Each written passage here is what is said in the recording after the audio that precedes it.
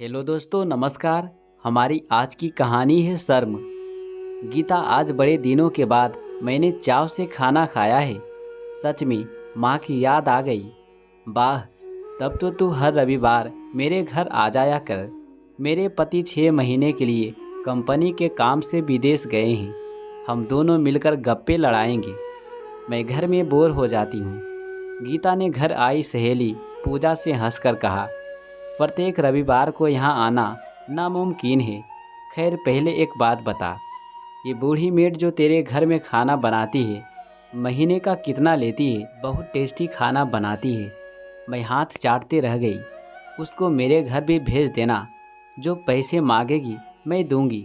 मेरी सास बीमार है, बेचारी बिछावन से उठ नहीं पाती है। हर वक्त एक आदमी उनके पास चाहिए। यदि खाना बनाने वाला कोई मिल जाती तो मुझे बहुत राहत होती। गीता ने मन की बात सहेली को सुनाई। दोनों की बातें सुनकर बूढ़ी ने शक पकाते हुए गीता के समीप आकर कहा, बेटी, मुझसे अधिक काम नहीं होता।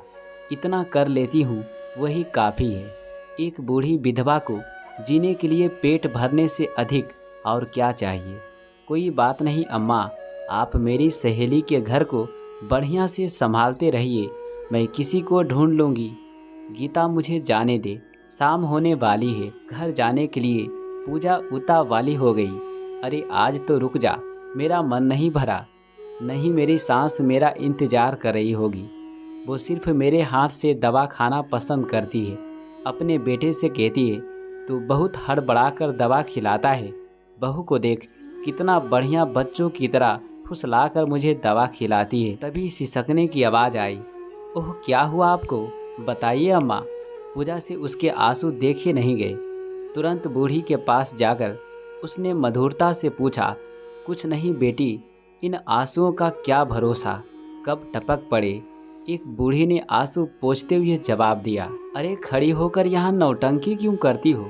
जाओ जल्दी से काम निपटो, रसोई में बहुत काम पड़े हैं। गीता आंखें तरेरते हुए बूढ़ी पर बरस पड़ी।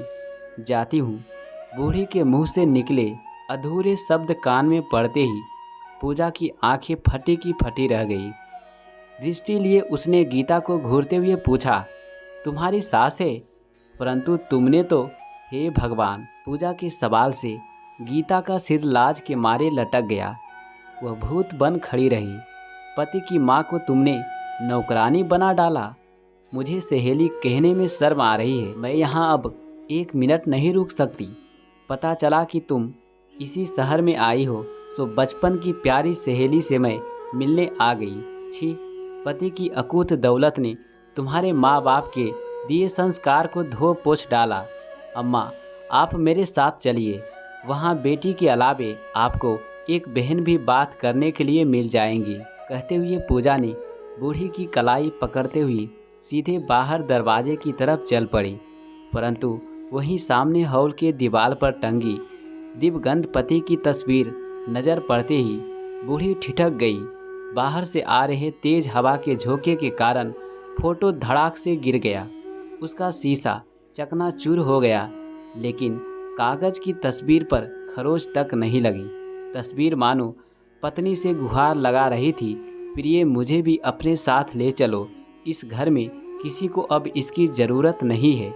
बूढ़ी ने पति की तस्वीर को उठाकर सीने से लगाया और पूजा के साथ बेखौफ नए सफ़र के लिए निकल पड़ी। तो दोस्तों, ये कहानी आपको कैसा लगा? प्लीज़, अगर अच्छा लगा होगा तो वीडियो को लाइक और चैनल को सब्सक्राइब करें।